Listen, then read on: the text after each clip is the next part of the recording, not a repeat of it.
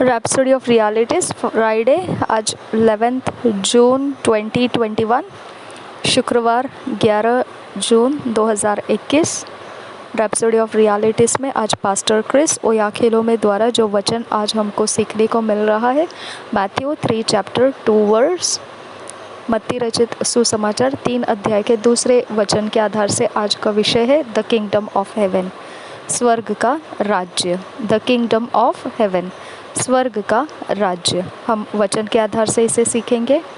Matthew 3 chapter 2 verse, and saying repent ye, for the kingdom of heaven is at hand. And saying repent ye, for the kingdom of heaven is at hand. हम इसी वचन को हिंदी में पढ़ेंगे। मत्ती रचित सुसमाचार 3 अध्याय का 2 वचन, मन फिराओ क्योंकि स्वर्ग का राज्य निकट आ गया है। मत्ती रचित सुसमाचार 3 अध्याय 2 वचन, मन फिराओ क्योंकि स्वर्ग का राज्य निकट आ गया है।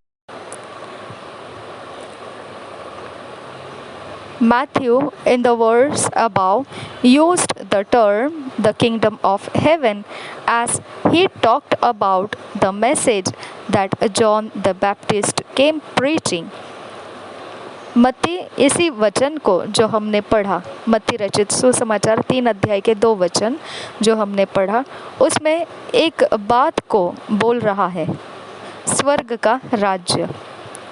जैसे ही वह बोल रहा है, वह बात पहले से यूहन्ना बपतिस्मा प्रचार करता हुआ आया है। But when you read Mark's account, Mark used the term the kingdom of God, and saying the time is fulfilled and the kingdom of God is at hand, repent ye and believe the gospel. Mark 1 chapter 15 verse। परंतु अगर आप मरकुस लिखित बातों को पढ़ेंगे तो मरकुस उसी बात को उपयोग में लेकर कह रहा है, परमेश्वर का राज्य। मरकुस रचित सुसमाचार 1 अध्याय के 15 वचन में वह इस बात को परमेश्वर का राज्य कहकर बोल रहा है। हम पढ़ेंगे मरकुस रचित सुसमाचार 1 अध्याय का 15 वचन, और कहा समय पूरा हुआ है और परमेश्वर का राज्य निकट आ गया है, मन फिराओ और सुसमाचार पर विश्वास करो। और एक बार पढ़ेंगे मरकुस रचित सुसमाचार 1 अध्याय 15 वचन, और कहा समय पूरा हुआ है और परमेश्वर का राज्य निकट आ गया है, मन फिराओ और सुसमाचार पर विश्वास करो। Whenever the writers of the synoptic gospels Matthew, Mark and Luke report the same event with some disparity, Matthew's account is likely to be the most verbatim in quoting Jesus, because among the 3 writers he was the only one of the 12 apostles hearing directly from Jesus। तो इस प्रकार से मरकुस के लिखी हुई बात में स्वर्ग का राज्य नहीं, परमेश्वर का राज्य कहा गया है। मरकुस रचित सुसमाचार 1 अध्याय के 15 वचन में हमने देखा। फिर भी अगर यही 3 लोग, मत्ती, मरकुस और लूका, जब समानता के सुसमाचार को दे रहे हैं, एक ही सुसमाचार को दे रहे हैं, फिर भी लिखित करते समय हम देख सकते हैं समान घटना है। समान घटना होते हुए भी तीनों के लिखने में थोड़ा सा फर्क पड़ जाता है। मत्ती जब लिखता है तो ज़्यादातर खास तरीके से वह बिल्कुल जैसा यीशु कह रहा था उसी के शब्दों को शब्द में लिख रहा था, क्योंकि ये तीनों में से जो मत्ती, मार्क और मरकुस और लूका है, इन तीनों में से वह एकमात्र मत्ती ऐसा है जो 12 प्रेरितों के बीच में भी वो एकमात्र अकेला ऐसा है जो सीधा प्रभु यीशु मसीह से सुन रहा था। A good example is when he used the expression kingdom of heaven and when he used kingdom of God। एक बहुत बढ़िया उदाहरण उसमें है उसकी लिखी हुई बातों को समझने के लिए, जब वो उपयोग करता है उस बात को दर्शाने के लिए, जब वो कहता है एक तरफ स्वर्ग का राज्य और फिर वह उपयोग करता है इस बात का परमेश्वर का राज्य। यह एक बहुत भला उदाहरण है उसकी लिखी हुई बात का समझने के लिए। You might ask, is there a difference between the two? अब आप पूछ सकते हैं क्या फिर दोनों के बीच में कोई फ़र्क है, जो स्वर्ग का राज्य और परमेश्वर का राज्य, ये दोनों के बीच में कुछ अंतर है? Though synonymously used, both expressions are clearly different. अगर आप दोनों बोले हुए बातों में देखेंगे तो शब्दों का फ़र्क तो निश्चित है, फिर यह भी उसमें से साफ तरीके से दिखाई देता है कि बिल्कुल भी वह दोनों अलग अलग है। The kingdom of heaven is that part of the kingdom of God established in the earth and headed by Jesus. स्वर्ग का राज्य जो है वह परमेश्वर के राज्य का भाग है, पृथ्वी में स्थापित हुआ और प्रभु यीशु मसीह के द्वारा आगे बढ़ाया गया। In fact, the Greek rendering is kingdom of the heavens, which means a kingdom from heaven. फिर भी जो यूनानी भाषा में इसी बात को तोड़कर बताया जाता है तो वह इस प्रकार से है, स्वर्गों का राज्य, जिसका मतलब यह बनता है ऐसा राज्य जो स्वर्ग की ओर से है। Kingdom of God refers to the rulership of God, the dominion of God, the realm of God. परमेश्वर का राज्य संबंधित रहता है उससे जो राज्य करने के लिए केवल वो परमेश्वर ही कर सकता है और प्रभुता करने के लिए केवल परमेश्वर ही उसमें प्रभुता करेगा और वह क्षेत्र केवल परमेश्वर ही का क्षेत्र है। The kingdom of God is universal. It goes beyond mere territories. परमेश्वर का राज्य विश्वव्यापी है, विश्व भर के लिए है और वह कोई मर्यादा में बांध कर रखने वाले क्षेत्रों में नहीं रखा जा सकता है, उसके पार होकर जाता है वो। It goes as far as to your heart, which is why the kingdom of God can be established in your heart. अगर उसकी जगहों को आप देखने जाओगे तो वह इतनी दूरी दूरी तक चला जाता है कि वह आपके हृदय को भी ले लेता है उस राज्य को स्थापित होने के लिए, जिसकी वजह से यह बनता है कि परमेश्वर का राज्य आपके हृदय में स्थापित हो सकता है। Jesus said, "The kingdom of God is within you." Luke 17 chapter 21 verse.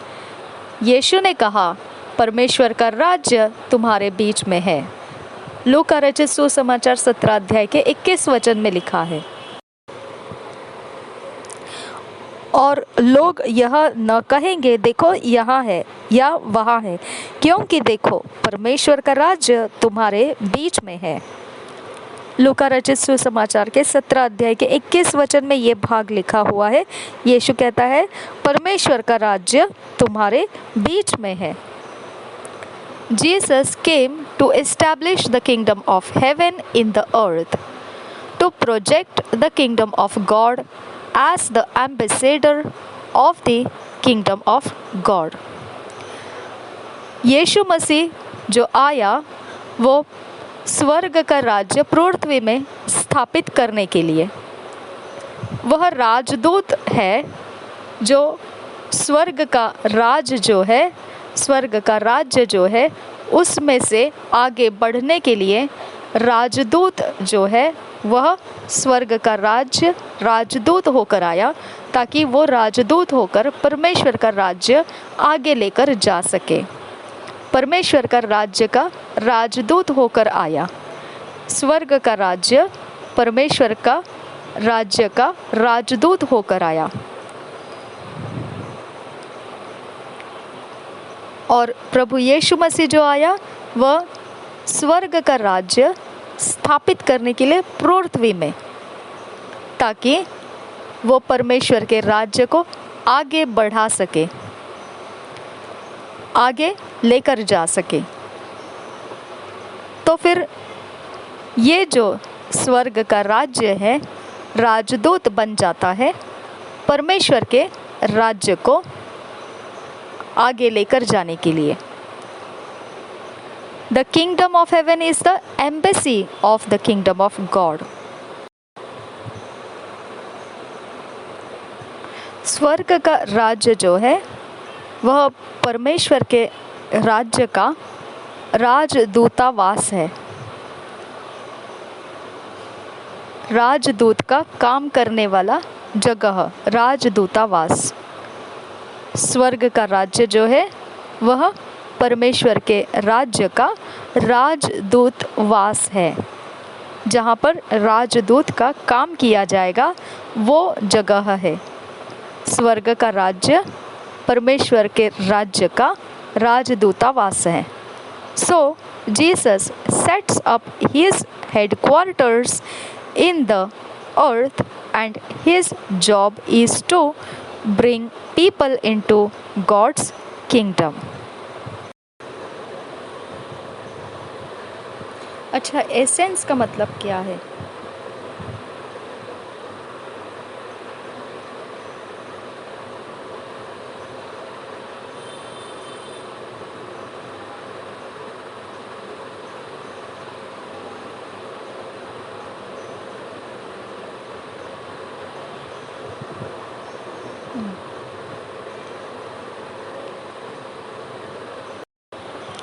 तो इस प्रकार से प्रभु यीशु मसीह जो है वह अपना मुख्य कार्यालय पृथ्वी में रचना कर दिया, और उसका काम यह है लोगों को परमेश्वर के राज्य में लाना। प्रभु यीशु मसीह ने रचना कर दिया मुख्य कार्यालय का पृथ्वी में, उसके मुख्य कार्यालय का स्वर्ग के राज्य जो यीशु मसीह के द्वारा किया जा रहा था, वह स्वर्ग का राज्य का काम जो है उसका मुख्य कार्यालय उसने पृथ्वी में रचना कर दिया, रोप दिया। और फिर वह काम क्या कर रहा था? उस कार्यालय में से वह लोगों को परमेश्वर के राज्य में ला रहा था।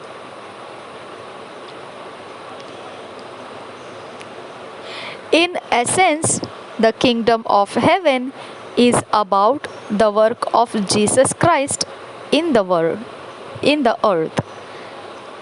फिर अगर इसका तत्व, इसका हम सारांश अगर देखने जाएंगे तो स्वर्ग का राज्य जो है यह सब कुछ यीशु मसीह का पृथ्वी के ऊपर जो काम है वही है स्वर्ग का राज्य। It's the extension of the kingdom of God in the earth, be headed by Jesus Christ. स्वर्ग का राज्य और कुछ नहीं बल्कि प्रभु यीशु मसीह ने जो काम किया पृथ्वी में वही स्वर्ग का राज्य है। स्वर्ग का राज्य बढ़ावा देता है परमेश्वर के राज्य को इस पृथ्वी में, जिसको प्रभु यीशु आगे बढ़ाता हुआ जा रहा है। वह यीशु मसीह के द्वारा आगे बढ़ाया जाता है, पेश किया जाता है किंगडम ऑफ गॉड को, परमेश्वर के राज्य को।